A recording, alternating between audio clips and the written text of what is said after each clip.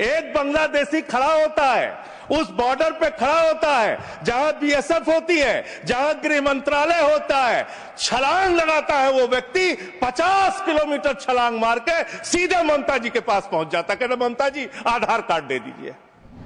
50 kilometre आप नहीं रोक पा रहे, अपनी नाकामी आप नहीं बता रहे। आसाम के अंदर, त्रिपुरा के अंदर, बंगाल के अंदर जो बॉर्डर है वो आपके जिम्मे है और उसकी सुरक्षा के साथ खिलवाड़ आपने किया है, गृह मंत्रालय ने किया। और वो बांग्लादेशी सुपरमैन है, वो सीधे 50 किलोमीटर फांद के आएगा, सीधे पहुंच जाएगा 50 किलोमीटर के बाद ममता जी के पास, हमें आधार कार्ड दो। वो 20,000 करोड़ की लूट करने वाला नीरव मोदी और मेहुल चौकसी कई वर्षों से हिंदुस्तान छोड़ के बाहर बैठा हुआ है, चिढ़ा रहा है इस देश को। उस डकैत को आप पकड़ के अब तक क्यों नहीं ला पाए?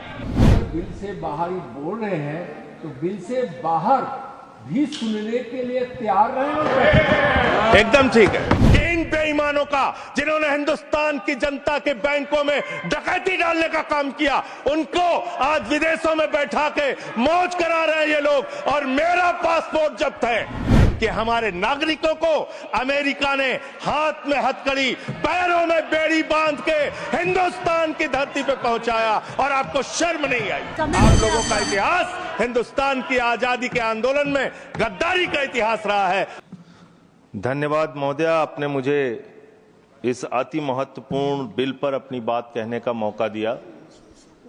मैं सरकार का पक्ष सुन रहा था और उनकी चिंताओं को सुन रहा था और इस बिल का मकसद जो उन्होंने बताया वो सुन रहा था।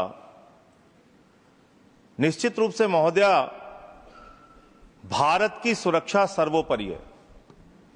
राष्ट्र की सुरक्षा से किसी भी प्रकार का कोई समझौता नहीं होना चाहिए।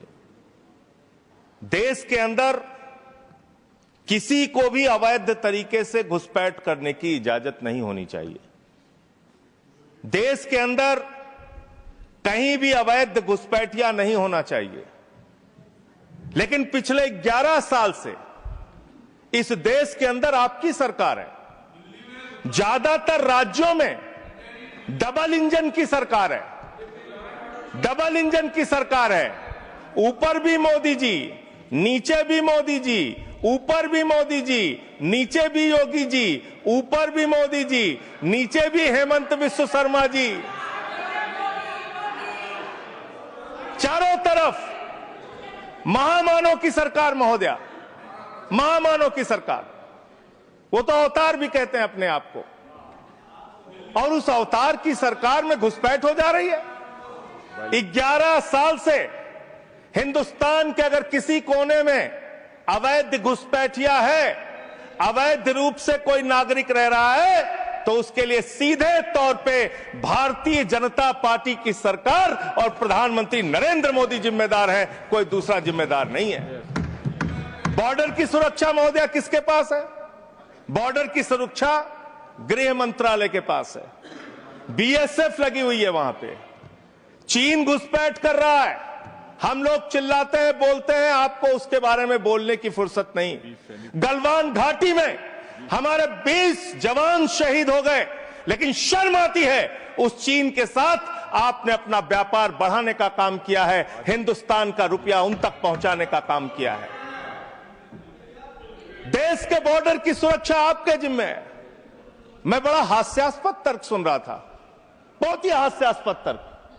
यहां टीएमसी के हमारे मित्र बैठे हुए हैं, कह रहे थे बॉर्डर लगा हुआ है बंगाल के साथ, बॉर्डर लगा हुआ है आसाम के साथ, त्रिपुरा के साथ। उस समय कांग्रेस की सरकार थी, टीएमसी की सरकार थी, फला थी, डिमका थी।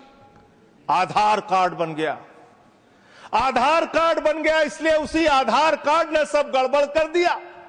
और उसी आधार कार्ड की वजह से एक बांग्लादेशी घुसपैठिया बंगाल से चला, आसाम से चला, त्रिपुरा से चला, झारखंड पार किया, बिहार पार किया, यूपी पार किया, दिल्ली आ गया।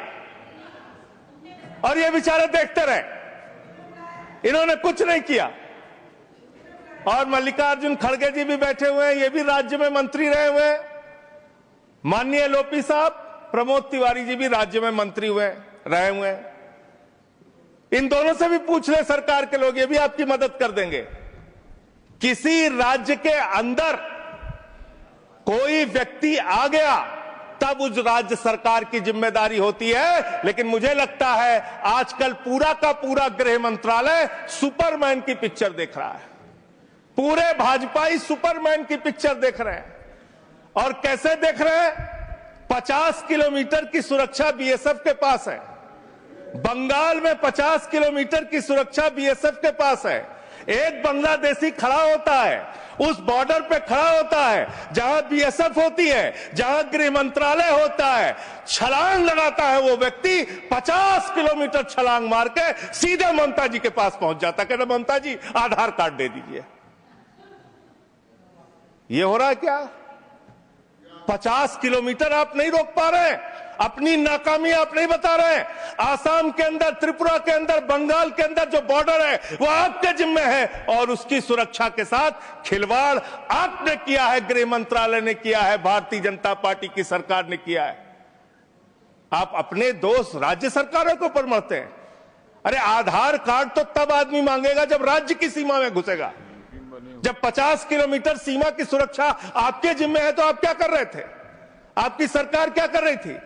और वो बांग्लादेशी सुपरमैन है, वो सीधे 50 किलोमीटर फांद के आएगा, सीधे पहुंच जाएगा 50 किलोमीटर के बाद ममता जी के पास, हमें आधार कार्ड दो।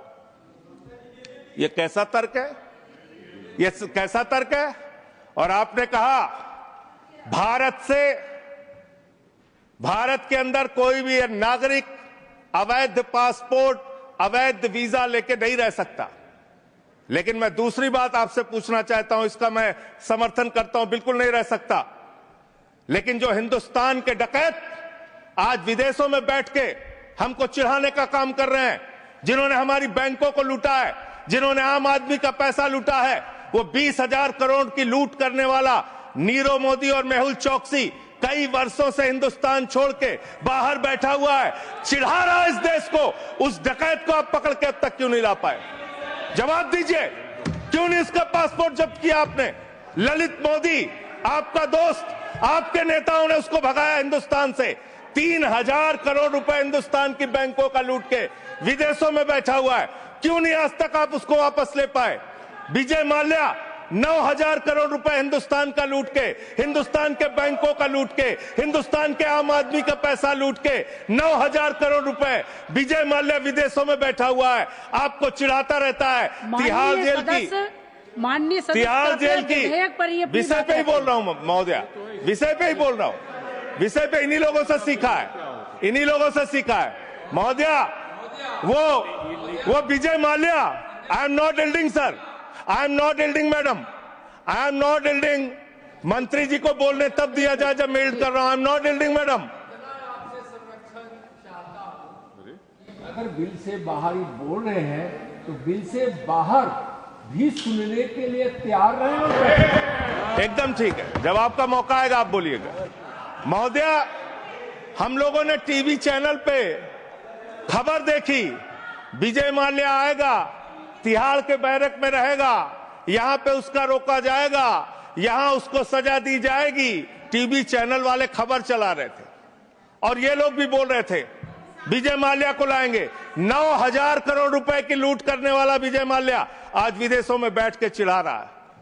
और एक ललित मोदी है, उसने कौन से देश की, संजय रावत जी, मुझे तो नाम में भूल गया, बानुआतू की नागरिकता ले लिया उसने। उसने कहा 1 करोड़ रुपए जमा करो, बानुआतू चलो, बानुआतू चला गया। अरे हिंदुस्तान, नितिन संदेशरा 6,000 करोड़ रुपए हिंदुस्तान का लूट के विदेशों में बैठा हुआ है, आपको चिढ़ा रहा है। और महोदया, मैं इस सदन का सम्मानित सदस्य हूं, देश के सर्वोच्च सदन का सदस्य हूं, बड़े दुख और पीड़ा के साथ आपके साथ कह रहा हूं कि इन बेईमानों का, जिन्होंने हिंदुस्तान की जनता के बैंकों में डकैती डालने का काम किया, उनको आज विदेशों में बैठा के मौज करा रहे हैं ये लोग। और मेरा पासपोर्ट जब्त है, मेरा पासपोर्ट जब्त है। क्या मैं हिंदुस्तान का नागरिक नहीं? क्या मैं इस सर्वोच्च सदन का सदस्य नहीं? मैं मेंबर ऑफ पार्लियामेंट हूं, मेरा पासपोर्ट जब्त है।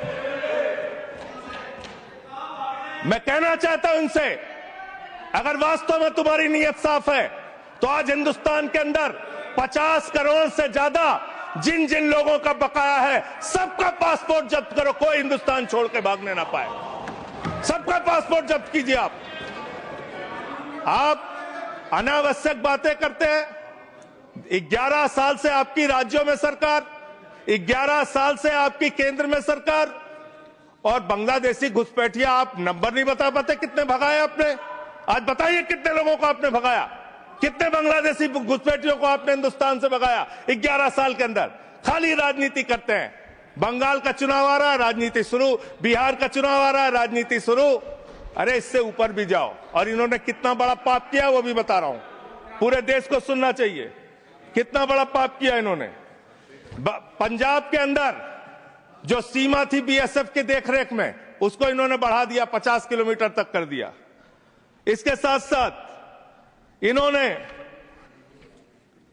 Tycoon profited after India relaxed border security rules for energy park.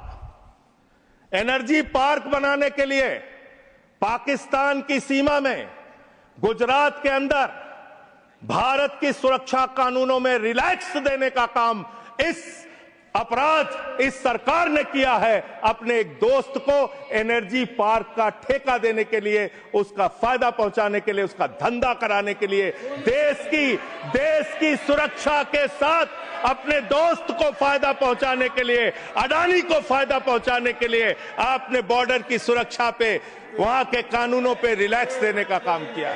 कितने शर्म की बात है, कितने शर्म की बात है। एक दोस्त के लिए देश की सुरक्षा के साथ आप समझौता करते हैं। आप बोलेंगे आप वो लोग हैं जिन्होंने हमारे भारत के नागरिकों का अपमान किया। अमेरिका ने 144 करोड़ की आबादी वाला हिंदुस्तान, दुनिया का सबसे बड़ा लोकतंत्र हिंदुस्तान, दुनिया में भारत की बात जब आती है तो राष्ट्रपिता महात्मा गांधी से हमारी पहचान, भारत की बात जब आती है तो गौतम बुद्ध से हमारी पहचान, बाबा साहब डॉक्टर भीमराव अंबेडकर के संविधान से हमारी पहचान। लेकिन मुझे शर्म आती है कि हमारे नागरिकों को अमेरिका ने हाथ में हथकड़ी, पैरों में बेड़ी बांध के हिंदुस्तान की धरती पे पहुंचाया और आपको शर्म नहीं आई। आप हंस रहे थे, आप मजाक उड़ा रहे थे हमारे नागरिकों का। और हिंदुस्तान के अंदर जो हमारे नागरिक लाए गए अमृतसर के अंदर, उनको हथकड़ियां बांध करके जब उतारा गया, मान्यवर महोदया, जब उनको उतारा गया तो प्रधानमंत्री भी वहां उस वक्त थे, लेकिन उन्होंने सवाल नहीं खड़ा किया। जब उनको यहां उतारा गया उसके बाद उनको कैदियों के वैन में बैठा के हरियाणा छोड़ा गया। ये कर रहे हो आप लोग, ये कर रहे हो आप लोग। बॉर्डर की सुरक्षा के साथ सबसे ज्यादा खिलवाड़ करने का काम इस देश में, घुसपैठियों को सबसे ज्यादा पनाह देने का अब पाप अगर किसी पार्टी ने किया है तो उस पार्टी का नाम है भारतीय जनता पार्टी, और उस सरकार का नाम है मोदी सरकार और उसका गृह मंत्रालय। फालतू की बातें मत करो, फालतू के बातें करना बंद करो। देश के अलग अलग दुनिया के अलग अलग हिस्सों में अगर इस देश की बैंकों को लूटने वाले चंद पूंजीपतियों को बिठाने का, मौज उड़वाने का अपराध अगर किसी ने किया है तो नरेंद्र मोदी की सरकार ने किया है, एनडीए की सरकार ने किया है, आप लोगों ने किया है। आपको बोलने का कोई अधिकार नहीं है। हम राष्ट्रभक्त थे, हैं और रहेंगे। आपसे किसी भी प्रमाण पत्र की जरूरत नहीं है। आप लोगों का इतिहास हिंदुस्तान की आजादी के आंदोलन में गद्दारी का इतिहास रहा है। बहुत बहुत धन्यवाद महोदय। अगले वक्ता के रूप में पैनोरमा ग्रुप, जो सोचता है वो करता है, आपके अपने सपनों का आशियाना। ये लो मुंह मीठा करो, आज मैंने अपना जॉब छोड़ दिया, अब हम पूर्णिया वापस जाएंगे। जॉब छोड़ दिया है? मतलब ये घर कैसे चलेगा? हम करेंगे क्या? और माँ बाबूजी क्या बोलेंगे? इसलिए मैं एक और मिठाई का डब्बा लाया। अपने बिजनेस के लिए लोन अप्रूव हो गया। अरे लोन अप्रूव हो गया वो तो ठीक है, लेकिन पूर्णिया में हम रहेंगे कहाँ? अपना घर भी तो नहीं है वहाँ। इसलिए तो एक और मिठाई का डब्बा अलग से लाया हूँ। हमने पूर्णिया में घर ले लिया है, पूर्णिया के ई होम्स पैनोरमा में। पूर्णिया में पैनोरमा ग्रुप लेकर आए हैं ई होम्स पैनोरमा।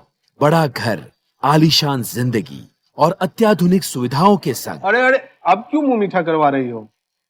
क्योंकि हम घर वापसी जो कर रहे हैं। घर वापसी की खुशी पूर्णिया में ई होम्स पैनोरामा के संग। E Homes Panorama, luxurious lifestyle redefined.